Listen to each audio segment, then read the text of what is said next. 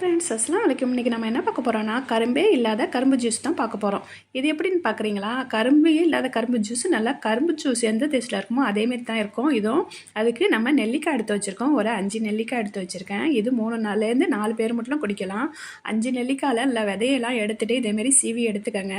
ஒரு 5-6 கொத்து கருவேப்பிலை.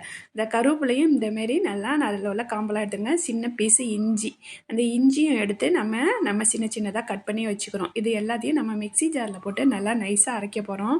இதை அரைச்சி நல்லா நம்ம என்ன செய்யணும், தண்ணி ஊற்றி அரைச்சி நல்லா சாறு எடுக்கணும்.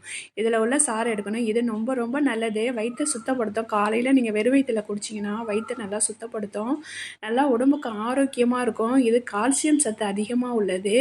கால்சியம் சத்து ரொம்ப ரொம்ப நிறைஞ்சது. நம்ம ரத்தத்தையும் சுத்தப்படுத்தும். இது எல்லாத்துக்குமே நல்லது. நம்ம அடிக்கடி இதை குடிச்சு வச்சா உடம்பும் சூடாக உள்ள உடம்பு குளிர்ச்சி ஆகிடும்.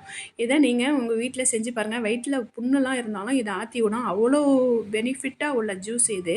நீங்கள் காலையில் வெறும் வயிற்றில் குடிக்கிற மாதிரி இருந்தாக்கா நல்லா நீங்கள் காலையில் டீ காஃபியை கட் பண்ணிவிட்டு இதை நீங்கள் குடிச்சு பாருங்கள். இதோட பெனிஃபிட் உடனடியாக கிடைக்கும்.